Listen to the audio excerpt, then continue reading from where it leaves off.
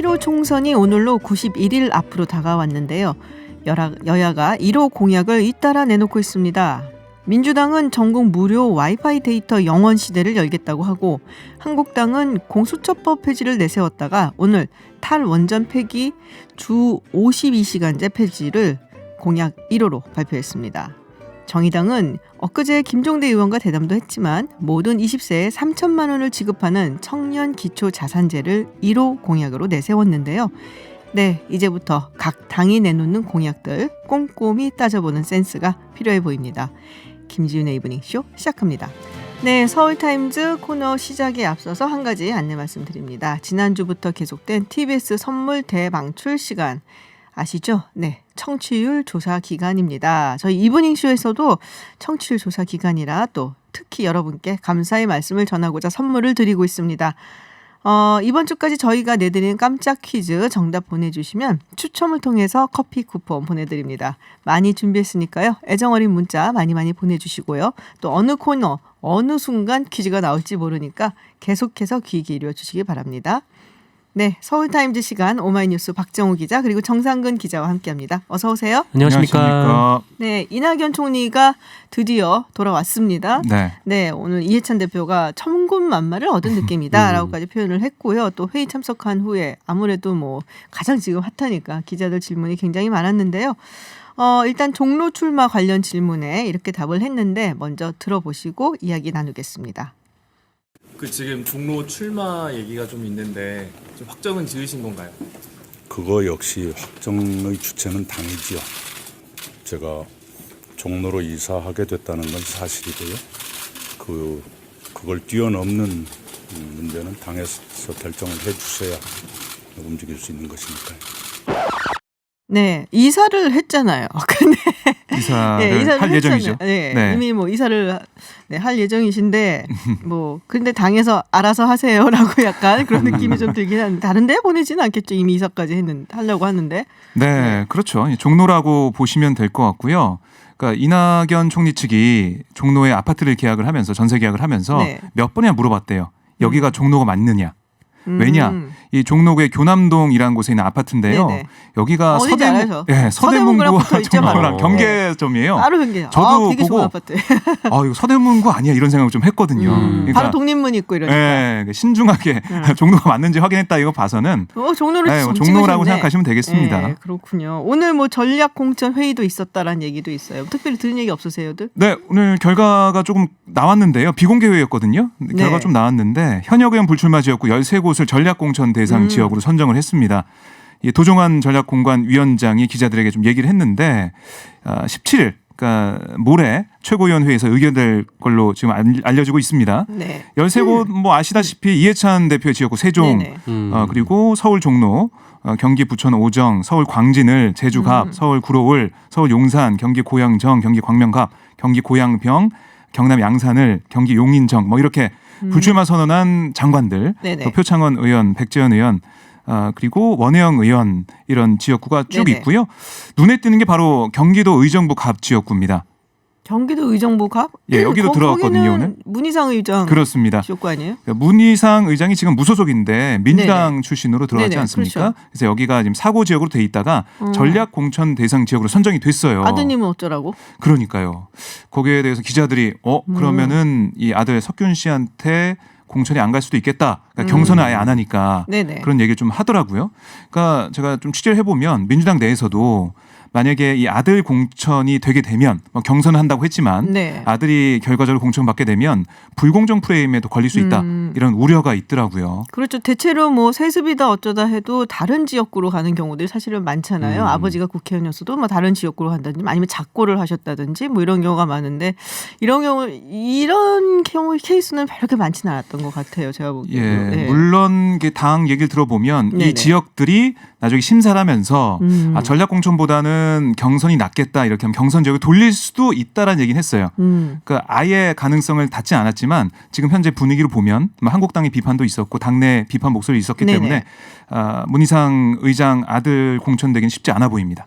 그렇군요. 민주당에서 뭐 이전에도 이 조국 전 법무부 장관의 좀 여러 가지 좀 문제점들이 불거진 이후에 좀 이제 공천에 있어서 뭐 이른바 이제 아빠 찬스 엄마 찬스로 네네. 아이들이 뭐 학교나 이런 데 좀 특혜가 있었는지 없었는지 뭐 이런 부분들을 좀 보겠다라고 얘기를 했었거든요. 네. 근데 이런 상황에서 좀 이렇게 지역구를 좀 물려받는 좀 그런 결정을 내리기가 좀 어렵지 않았었나. 네. 그런 그렇군요. 생각도 듭니다. 네, 이낙연 총리가 근데 죄송합니다. 그 종로구 지역구 지금 이제 두 분이 바뀌어갖고 공수가 네. 이낙연 전 총리가 정세균 총리가 쓰던 지역구 사무실을 여기를 물려받지 못하게 됐다. 이게 무슨 얘기인가요? 네, 그 정세균 지금 국무총리가 의원직 신분도 가지고 있다 보니까 그 네. 임기가 끝날 때까지는 사무실을 좀 비우기가 어렵다. 뭐 이런 보도가 있습니다. 그래서 뭐 아직 뭐 이낙연 전 총리의 이 종로 출마가 100% 확정된 것도 아니기도 한데 하지만 뭐 어쨌든 이 사무실을 국회의원 임기 때까지 쓰겠다는 거는 이제 5월까지 쓰겠다라는 네네. 건데 그렇게 되면은 아마 다른 후보자들도 그러니까 이낙연 총리가 되더라도 혹은 안 되더라도 이 다른 후보자들 같은 경우에도 이 사무실을 못 쓰게 되는 거죠. 그러면 좀 후보자 입장에서는 좀 아쉽게 되는 거죠. 그러니까 왜냐하면은 좀 이 사무실을 좀 물려받게 된다면 뭐 조직도 그렇고 이 전임자의 좀 전폭적인 지원을 받고 있다라는 메시지가 그렇죠. 있을 수도 있으니까 후임자 입장에서는 뭐 선거에 도움이 될 수 있으니까요. 근데 뭐 이낙연 총리가 가지고 있는 뭐 인지도를 봤을 때 뭐 그다고, 큰 예, 영향은 없을 것 없을 것 같다라고는 같다. 하지만 네. 어쨌든 뭐 그런 얘기가 있습니다. 뭐 우선 이게 종로 출마가 확정되지 않았기 때문에 사무실 문제는 차차 해결하면 될 것 같고요. 제가 볼 때는. 에이, 종로 가시겠죠. 그러니까 종로 갈 텐데 네. 예, 이 정 총리 사무실 문제는 저는 뭐 크게 중요하다고 생각하지 않고요. 지금 더 눈에 띄는 게 뭐냐면 민주당에서 이낙연 전 총리를 상임후보로 위촉하고 당사 건물 3층에 네. 별도 사무실 만들 네네. 결정했어요. 그러니까 오히려 이게 민주당의 입장에서 더 좋다고 봐요. 저는 제가 볼 때는. 왜냐하면 여기서 양정철 민주연구원장도 함께 그 건물에 있기 때문에 소통이나 또 이해찬 대표 사무실도 거기 있기 때문에 소통하는 면에서 또 선거 전략을 짜는 면에서 오히려 민주당에는 좋은 그 카드가 아닌가 이런 생각이 듭니다. 그렇군요. 근데 지금 원래는 그 서초구 잠원동 아파트에 거주를 하고 계신 거잖아요. 근데 네. 이거 안 파냐?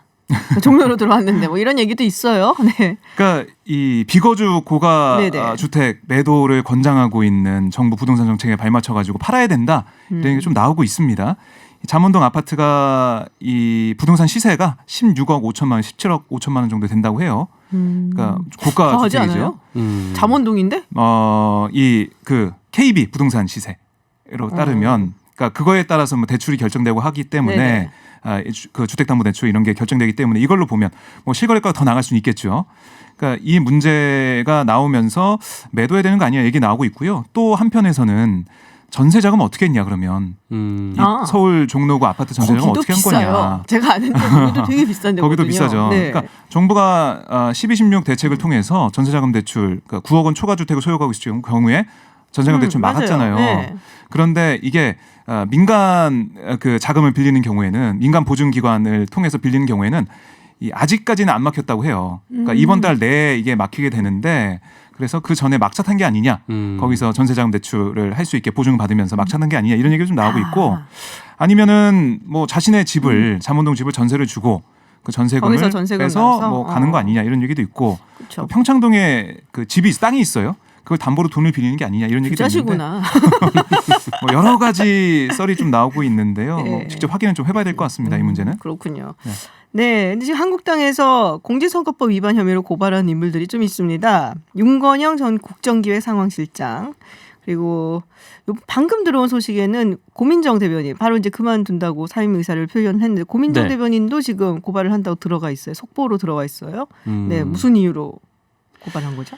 일단 이 윤건영 실장 같은 경우에는 이 구로울 출마가 좀 유력하게 검토가 되고 네네, 있는데 박영선 장관. 네, 이 박영선 장관 지역구죠. 근데 이 박영선 장관과 함께 이제 지역구를 방문을 했다라고 해서 이 자유한국당에서 좀 문제를 삼고 있습니다. 그래서 이 박영선 장관은 이제 현역 장관이고 또 윤건영 실장은 청와대에 사표 내기 전에 갔으니까 네네. 이 공무원 신분으로 선거 운동을 했다라는 게 이제 자유한국당의 주장인 거고 그렇기 때문에 이제 정치적 중립 의무를 어겼다라고 해서 이 선거법 위반 혐의로 이제 고발을 한다라는 겁니다. 네. 네, 지금 뭐 죄송합니다. 고민정 대변인도 지금 고발이 들어가 있기는 한데 네. 아마 이제 그것도 뭐 KBS 비슷한 라디오에서 겁니다. 뭐 이야기를 한 거 가지고 지금 이번 선거가 네. 뭐 그 야당 심판이냐, 네네. 뭐 여당 심판이냐 네네. 뭐 그런 얘기 하면서 공무원 신분으로 선거에 개입한 거 아니냐 이런 얘기를 라디오 한국경에서 하고 인터뷰에서 있죠. 네. 했다라는 얘기였고요. 네, 그리고 김현미 국토부 장관이 논란이 있습니다. 네. 이 말은 좀 실수 같아요. 네. 네. 일산 예. 물이 안 좋아졌다. 이건 근데 물이 안 좋다는 얘기는 굉장히 옛날 세대가 쓰는 말이긴 한데요. 네.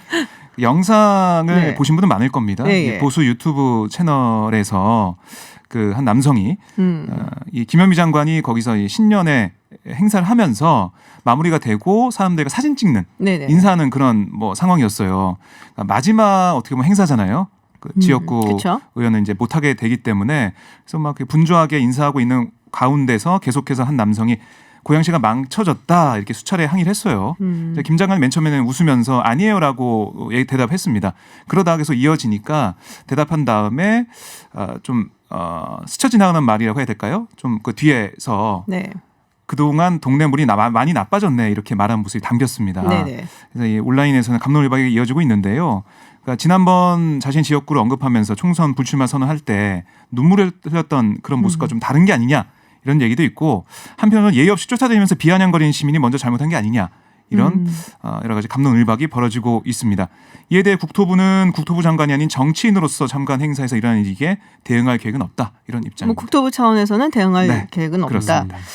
정치인이라면 사실은 지역구인데 조금은 좀 조심했어야 되지 않았을까? 영상을 그런 생각이 봤는데 드네요. 이게 뭐 그 3기 신도시 네. 때문에 그 지역에 좀 민심이 좀 감정이 안 좀 안 좋아졌다라는 얘기 있는데 이게 화난 분의 그런 태도라고 보기에는 좀 어려웠어요. 그러니까 약간 좀 상당히 좀 비아냥거리는 듯한 좀 그런 태도였는데 뭐 그럼에도 불구하고 이 국토부가 얘기한 것처럼 이제 정치인 입장에서 그런 말을 하신 거면은 정치인으로서는 좀 부적절한 얘기가 네. 아니었나 이런 비판이 있습니다.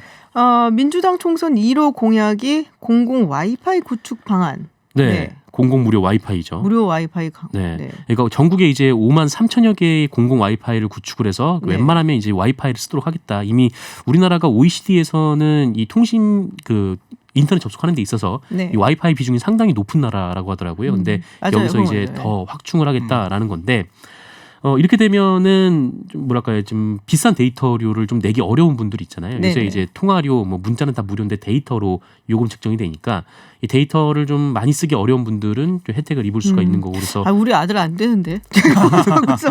정보 교체를 좀 들 수도 있고. 그러니까요. 아, 키즈락을 걸어놓으시는 게. 이거 걸어놔야겠네. 네. 어쨌든 뭐 그런 것도 있고 또 그리고 뭐 가계통신비 경감에도 좀 기여를 해서 뭐 삶의 질을 높일 수 있다. 좀 이런 게 목표라고 하고요. 네. 이 자유한국당 같은 경우에도 1호 공약이 나왔는데 네. 이 재정 건전화 그리고 탈원전 네, 이렇게 탈원전. 네, 네. 폐지. 탈원전이 아니라 탈원전 탈원전 폐지. 네. 이렇게 꼽혔습니다. 그러니까 이 뭐 재정 건전화를 위해서 뭐 예산안 편성을 할 때 이 GDP 대비 국가 채무 비율을 40% 이하로 유지를 한다라는 것과 예산안 편성 시 GDP 대비 관리재정 수지 적자 비율을 2% 이하로 유지하자 뭐 이런 거고요.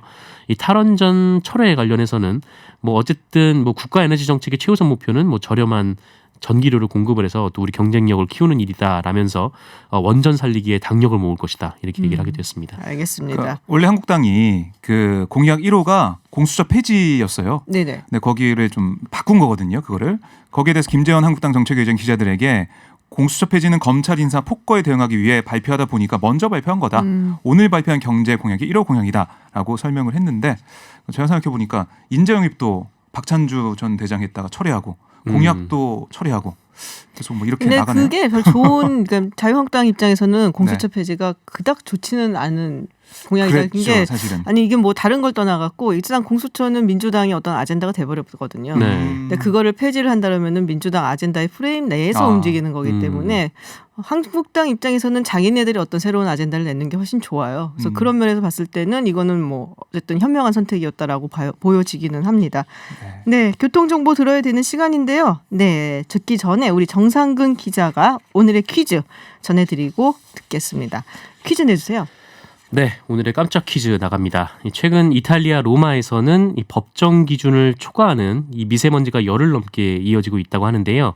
이 최악의 대기 오염을 개선하기 위한 하나의 방법으로 이 자동차 배출가스 저감을 위한 땡땡땡 운행을 제한하는 조치를 내렸다라고 합니다. 우리나라 지자체에서도 미세먼지 저감 조치로 이 노후 땡땡땡에 대한 단속이나 폐차를 위한 보조금을 지원하기도 하는데 이탈리아 로마시에서 2024년부터 전면 운행이 금지된다라고 합니다. 이 땡땡땡은 무엇일까가 문제입니다. 오늘 좀 어렵다. 어렵다. 저만 어렵다고 생각해요. 벌써 네. 막 올려주고 계시는데도. 답이 세 글자잖아요. 네. 세 글자죠. 네. 네. 휘발유는 아니고요. 꼭 이렇게 힌트 내는 거를 되게 좋아해 보면 박정우 기자. 네. 어렵습니다 오늘은. 정답은 50원의 유료 문자 샵 0951 그리고 TBS 앱으로 보내주시고요. 20분 저희가 추첨해서 커피 쿠폰 보내드리겠습니다. 그럼 교통정보 듣고 와서 다시 이야기 나누겠습니다.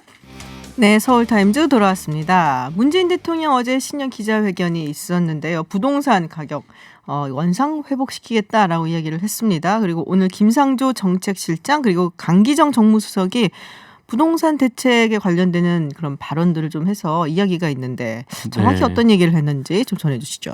네, 그래서 두 분이 지금 라디오에 각자 나와가지고 네네. 뭐 부동산 관련된 얘기를 했는데 일단 가장 주목된 건 이제 강기정 수석의 얘기였어요. 네, 맞아요. CBS 라디오랑 인터뷰를 했는데 이 부동산을 투기적 수단으로 삼는 사람들에게 그 매매 허가제까지 도입해야 한다는 주장이 있다라면서 이런 주장에 정부는 귀를 기울여야 한다라고 얘기를 했습니다.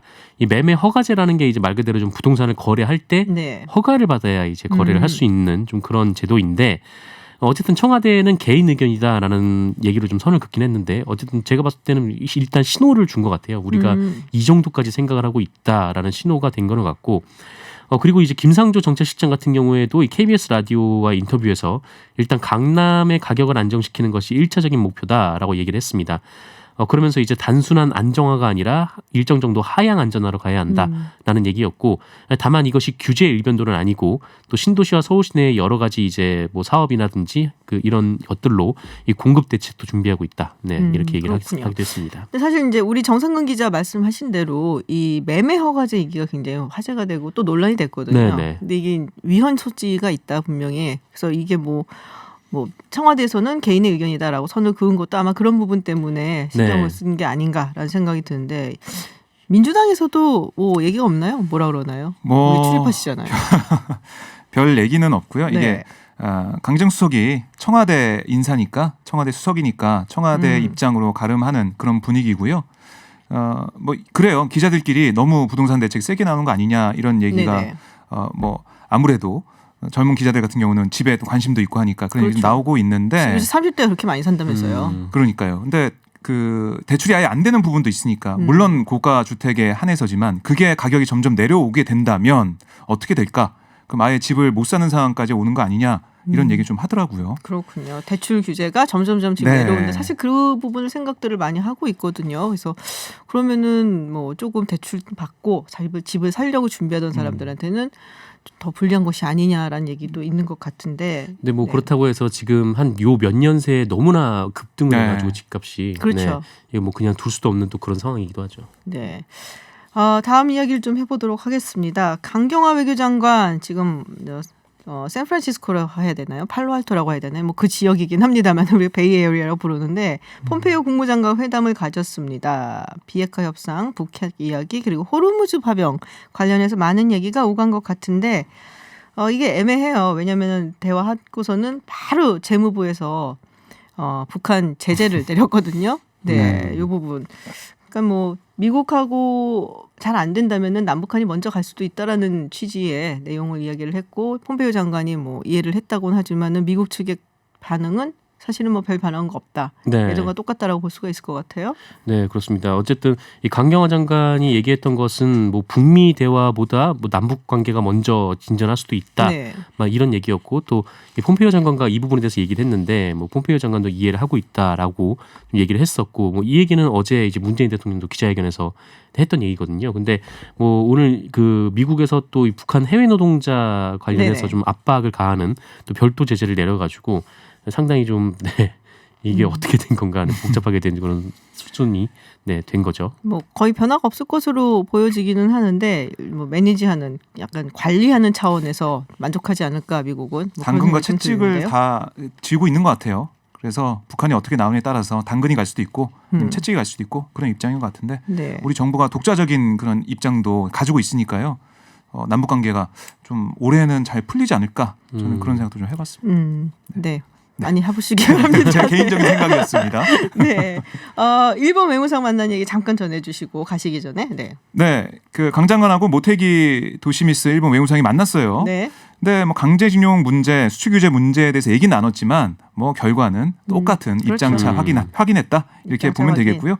그러니까 근데 한 가지 긍정적인 것은 그 지난번 한일 정상회담 네. 그 분위기 좀 이어나가자. 대화 모멘텀을 가지고 계속 가면서 계속해서 대화는 하자. 그 정도까지는 합의가 됐는데 앞으로 대화는 계속 하겠지만 일본의 입장이 바뀔 것 같지는 않아서 어떻게 이 상황, 수출 규제 이 상황은 계속 쭉 가지 않을까 아직까지는 그렇게 보여집니다. 알겠습니다. 가시기 전에 우리 정상근 기자 한 번만 네. 더 내주시고 네, 오늘의 깜짝 퀴즈 오늘이 정상근 기자가 내주시겠습니다. 제일 어려운 것 같아요. 오늘이 문제가. 제일 어려운 것 같아요. 저도. 네. 퀴즈요. 네. 네. 문제 드리겠습니다. 네, 최근 이탈리아 로마에서는 법정 기준치를 초과하는 미세먼지가 열흘 넘게 이어지고 있다고 하는데요. 이 최악의 대기 오염을 개선하기 위한 하나의 방법으로 이 자동차 배출가스 저감을 위한 땡땡땡 운행을 제한하는 조치를 내렸다라고 합니다. 우리나라 지자체에서도 미세먼지 저감 조치로 이 노후 땡땡땡에 대한 단속이나 폐차를 위한 보조금을 지원하기도 하는데 이탈리아 로마시에서는 2024년부터 이 땡땡땡이 전면 운행 금지가 됩니다. 이 땡땡땡은 무엇일까요? 네. 문제입니다. 네. 문제 잘 내주셨고요. 정답은 50원의 유료 문자 샵 0951 그리고 TBS 앱으로 보내주실 수 있습니다. 20분 추첨해서 커피 쿠폰 보내드립니다. 네, 서울타임즈 국내 뉴스 오늘 여기서 마치겠습니다. 정상근 기자 그리고 오마이뉴스 박정우 기자 고맙습니다. 고맙습니다. 네, 해외 핫한 뉴스 알아보는 서울타임즈 시간입니다. 전주현 캐스터와 함께합니다. 어서 오세요. 네, 안녕하세요. 네, 트럼프 대통령 탄핵 심판 상원에서 곧 시작될 예정입니다. 그렇습니다. 펠로시 하원 의장이 현지 시각으로 14일에 하원이 이제 탄핵 소추안을 송부하고 탄핵 매니저, 즉 상원 탄핵 심판에 참여할 하원 측의 탄핵 소추위원을 지명하기 위한 표결을 15일에 실시하기로 했다 이렇게 밝혔습니다. 네. 지금 제리 네들러 법사위원장 아니면 애덤 시프 정보위원장이 유력한 것으로 알려지고 있는데요. 미치 매코널 공화당 상원 원내대표가 이번 주에 탄핵 심판에 필요한 여러 사전 조치들을 논의할 예정이라면서 합의가 이루어지면 21일에 상원의 탄핵 심판이 시작될 가능성이 높다 이렇게 밝혔습니다. 21일이면은 다음 주 화요일 우리 네. 시간으로 이제 뭐 수요일 정도 네. 시작이 될 것이다. 그렇습니다. 네. 지금 증인을 추가로 신문할 것인가 이게 여전히 쟁점이에요. 민주당은 존 볼턴 전 국가안보보좌관의 증인 소환을 추진하고 네. 있잖아요. 지금 존 볼턴 전 보좌관도 상원이 소환하면 증언하겠다 이런 얘기를 내놓은 적이 있습니다. 이에 맞서서 공화당은 민주당이 볼턴 전 보좌관이나 아니면 멀베이니 백악관 비서실장 대행 같은 핵심 인물들을 증인 채택하려고 시도한다면 우리는 조 바이든 전 부통령의 아들인 헌터 바이든을 소환하는 방안을 고려하겠다. 눈에는 눈, 이에는 이 약간 그렇습니다. 이런 방식 얘기를 비례대응이네요. 네. 네, 뭐 쉽게 뭐 가라앉을 것 같지는 않은데 그렇습니다. 글쎄요. 추가 증인이 쉬울까 싶은 생각이 드는데. 그렇죠. 네. 그게 하여튼 역시 쟁점입니다. 네. 네. 근데 지금 미국 대선 2020년 앞두고 가장 많은 걱정 중에 하나가 이거였어요. 예전처럼 그러니까 2016년처럼 외부 세력이 좀 조정하지 않겠냐. 네. 그 당시 이제 러시아에서 해커 세력이 사실은 2016년 당시에 미국의 민주당 전국위원회의 컴퓨터 네. 네트워크를 해킹을 해킹했다고. 했죠. 네. 네, 그래서 그것 때문에 굉장히 얘기가 많은데 대선 개입 의혹 요번에도 또 불거지고 있다 벌써부터 얘기가 그렇습니다. 나오고 있어요. 뉴욕타임스가 13일에 보도를 했는데요. 러시아 군의 해커들이 우크라이나의 가스회사인 브리스마를 해킹했다 이렇게 보도를 했습니다. 이 브리스마는 바로 조 바이든 부통령 전 부통령의 아들인 네. 헌터 바이든이 근무를 했었고 임원으로 근무를 했던 근무를 했고 그래서 지금 우크라이나 스캔들이 어떤 핵심이 되어 있는 그렇습니다. 그런 곳이죠. 트럼프 대통령이 젤렌스키 우크라이나 대통령과 통화하면서 조사를 하라 이렇게 압박을 네네. 했던 기업이기도 하죠. 근데 이 해커들이 왜 해킹을 했는지 어떤 내용을 해킹을 했는지는 아직 알려지지 않았는데 보안 전문가들의 시각은 공격 시점이라든가 규모로 봤을 때 러시아가 바이든 전 부통령에게 타격을 줄 만한 정보를 찾고 있는 것으로 보인다 이렇게 분석을 하고 있습니다. 네네. 지금 이번에 러시아군 해커들의 전술이 2016년 당시의 방식하고 상당히 유사한 것으로 알려지고 있어요. 네. 원래 3대 사이버 국가가 네. 미국, 러시아 그리고 중국이에요. 네. 그래서 미국은 뭐 압도적으로 잘한다고 그렇죠. 해야 되나? 이거 굉장히 뛰어나고 앞서가고 있죠. 네. 예. 중국이 상당히 많이 발전을 해서 여기는 약간 좀 물량으로 네. 때리는 그런 경향이 있고 러시아가 생각보다 굉장히 뛰어납니다. 예. 생각보다는 아니고 워낙 뛰어날 것 워낙 같은 뛰어날 거 생각하셨어요 원래. 그렇구나. 그렇잖아요. 주로 이제 우크라이나 접경 지역에서 네. 그곳에서 이제 해킹을 많이 한다고들 얘기를 하는데 해킹으로 따지면 러시아가 오히려 뭐 개인적인 기술 면에서는 미국보다 뛰어날 네네. 수도 있다는 얘기가 네. 미국은 이제 시스템으로 움직이니까 그렇죠. 그런 얘기가 있을 정도로 굉장히 뛰어난 기술을 갖고 있어서 많은 서구 국가들이 선거에 개입을 할까 봐 항상 조심을 하고 그렇습니다. 있는 상황이죠. 네. 네, 트럼프 대통령과 애플 팀 쿡 CEO랑 사이가 좀 좋아지는 듯 했는데 또 애플에 대해서 뭐 이야기를 좀 한 것 같습니다. 네. 최근에 총기 난사 사건이 있었는데 애플에게 아이폰 잠금 해제 이걸 허용하라. 네. 이게 예전에도 있었던 얘기인데 그렇죠. 2016년 네네. 그때도 예. 한번 이제 좀 FBI랑 애플이 서로 네. 이제 공방을 주고받은 적이 있죠. 트럼프 대통령이 14일에 트위터를 통해서 우리는 그동안 애플의 무역 또 다른 많은 이슈들과 관련해서 항상 애플을 지지해 왔다. 근데 애플이 살인, 마약 거래 같은 폭력적인 사건에 연루되는 아이폰의 잠금 기능을 해제하는 걸 거부하고 있다라고 하면서 다시 미국을 위대하게 만드는데 애플이 도와라 이렇게 촉구를 했습니다. 미국 법무부의 입장 발표에 뒤이어서 애플 책임론을 다시 한번 거론한 건데요. 윌리엄 바 법무장관이 그 하루 전에 지난달 6일에 플로리다 펜서콜라 해군 항공기지에서 발생했던 총기 난사 수사 결과를 발표하면서 범인의 아이폰 잠금 해제를 하는데 애플이 어떤 실질적인 도움을 주지 않았다 이렇게 비판을 했었습니다. 그때 총격범이 갖고 있었던 게 아이폰 5랑 7이었는데요. 지금 FBI가 두 기종의 잠금 해제를 애플에 요구해 왔거든요. 그렇기 때문에 지금 법무부에 이어서 트럼프 대통령까지 애플을 압박하고 있습니다. 예전에 아까 잠시 말씀드렸었던 2016년 샌 네. 버나디노 테러. 그 테러 사건 네. 때도 그 애플 사용자였고 아이폰 사용자였거든요. 그렇습니다. 그래서 이제 잠금 해제 기능을 하게 네. 우리한테 뭐 알려달라는데 애플이 끝까지 버텼어요. 거절했죠. 나중에 그래서 나온 얘기가 이스라엘에서 그 암호 푸는 기계를 가지고 와서 결국에 네. 풀어냈다라는 얘기가 있기는 한데 그렇습니다. 그런 걸 보면은 참 애플이 그 개인 정보를 보호하는데 앞장서기 때문에 칭찬을 해줘야 되는 건지 아니면 이런 국가적인 부분에 있어서는 협조를 해야 되는 건지 헷갈리기도 해요. 그렇죠. 이게. 그것 때문에 지금 각국 정보 수사기관들도 똑같은 고민들을 하고 있는데요. 그러니까 테러리즘 같은 범죄에 대처하려면 사적 정보에 접근할 수 있다. 이게 각국 정보 수사기관들의 입장입니다. 왜냐하면 이런 보안 기술이 범죄자들에게 도피처가 될 수 있기 때문에요. 네네. 근데 애플 측의 입장은 또 이런 거예요. 기기 한 대의 보안을 뚫을 경우에 애플 모든 제품의 보안이 위태로워질 수 있다. 그리고 수사기관을 위해서 예외적으로 만든 백도어라고 하죠. 이런 것들이 해커나 범죄자들에게 네네. 악용될 수 있기 때문에 그렇죠. 우리는 제공할 수 없다 이렇게 얘기를 하면서 물론 법 집행직 기관에 백도어나 전문 소프트웨어를 뭐 구축한다 이런 약속을 하거나 뭐 그런 것들을 마련해 주진 않았지만 우리는 충분한 범죄자의 정보를 제공했다 이렇게 얘기를 하고 있습니다. 이 백도어가 문제된 게 이제 중국 기기들 네. 걸린 적이 있거든요. 몇 번 그렇죠. 백도어가 있는 걸로 백도어는 쓰는 사람은 몰라요. 네. 네, 몰래 절대 알 수가 들어가시니까요. 없어요. 네. 그래서 이런 부분에서 애플은 굉장히 보안에 우리는 강하다라는 것을 또 한번 증명을 하기는 하는데요. 네, 이란 이야기를 좀 해보겠습니다. 우크라이나 여객기 격추 사건. 네, 이 특별법정을 설치를 하자라고 로하니 이란 대통령이 제안을 했고 또 이걸 두고서는 온건파, 강경파 간의 갈등이 불거지는 모습입니다. 참고로 로하니 대통령 같은 경우는 온건파라고 우리가 구분할 수가 있겠죠. 네, 로하니 대통령이 고위법관 1명, 전문가 수십 명으로 구성된 특별 법정을 설치해서 우크라 여객기 피격 사건을 심리하자고 법원에 요청을 했어요. 왜냐하면 전 세계가 이 재판을 지켜볼 것이 아니냐라면서 특별법정을 설치해서 정직하게 진상을 규명하는 게 필요하다 이렇게 강조를 했고요. 이란 사법부가 여객기 격추 사건과 관련해서 직접적인 책임이 있는 용의자를 다수 체포했다라고 밝혔습니다. 근데 지금 로하니 대통령은 말씀하신 것처럼 온건파로 분류가 되는 인물인데요. 네.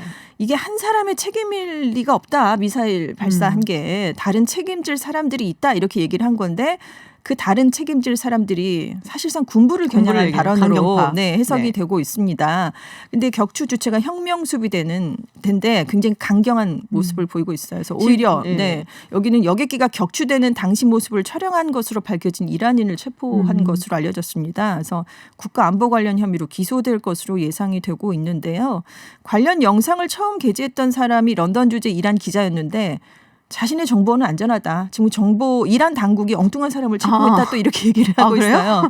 근데 혁명수비대는 그 로하니 대통령이 아니라 하메네이 최고 지도자의 그렇죠. 지시를 따르는 조직이잖아요. 그래서 지금 이렇게 사건을 대처하는 과정에서 정부 또 혁명수비대가 배치되는 모습을 보이는 게 지금 권력 투쟁 양상을 드러내는 것이다. 왜냐하면 이게 2월 21일에 이란이 의회 선거가 있어요. 그렇습니다. 의회 선거를 앞두고 의회 있죠. 선거가 있는데 물론 이란이 선거를 하긴 하지만 이게 완벽하게 자유로운 선거라고 말하기는 뭐한 게 이 가디안 카운슬이라고 있어요. 네. 그게 이제 하메네이 방금 말했던 최고 지도자가 이제 네. 거의 지배를 한다라고 보여지는 곳인데 거기서 선거에 나갈 수 있는 후보자들을 추려요. 네. 그래서 이미 290명의 의석을 가지고 있는 이란 의회 선거에서 현역 의원 중에 한 90명 등은 너는 못 나간다라고 네네. 지금 해놓은 상태인데 네. 대체로 온건파예요. 그게 지금. 그렇습니다. 그래서 지금 뭐 이란 뭐 여러 가지 시위도 있고 복잡하고 거기다가 선거도 이제 얼마 안 있으면 네네. 있을 것이고 해서 아마 온건파하고 강경파하고 이 사건을 두고서는 서로 간에 책임을 약간 그쪽으로 미는 그리고 어떻게 보면 또 일부 본인들이 또 네네. 숨겨야 되는 그런 그렇습니다. 상황에 있어서 굉장히 좀 복잡할 것이다. 그런 사실을 조금 전해드리고요. 네. 아까 퀴즈를 내드렸는데 정답 발표를 해야 됩니다. 네. 오늘 퀴즈 정답 발표는 네. 또 좀 깜짝스럽게 전주현 캐스터가 전해드리겠습니다. 해주시죠. 먼저 퀴즈를 말씀드리면 최근 이탈리아 로마에서는 법정 기준치를 초과하는 미세먼지가 열흘 넘게 이어지고 있는데요. 최악의 대기 오염을 개선하기 위한 하나의 방법으로 자동차 배출가스 저감을 위한 땡땡땡 운행을 제한하는 조치를 내렸다고 합니다. 우리나라 지자체에서도 미세먼지 저감 조치로 노후 땡땡땡에 대한 단속이나 폐차를 위한 보조금을 지원하기도 하는데요. 이탈리아 로마시에서 2024년부터 전면 운행이 금지될 이 땡땡땡은 무엇일까요?가 오늘의 퀴즈였죠. 네. 정답은 경유차 혹은 디젤차였습니다. 네, 정답은 경유차 혹은 디젤차.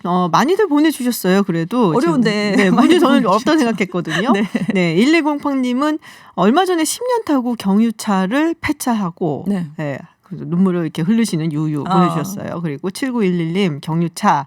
네, 뭐 저희 이브닝쇼 잘 듣고 계시다고 격려의 말씀도 보내주셨고 커피 쿠폰 받으실 분들은 저희가 개별 연락드리고요. 또 당첨자 명단은 홈페이지에 올려놓겠습니다.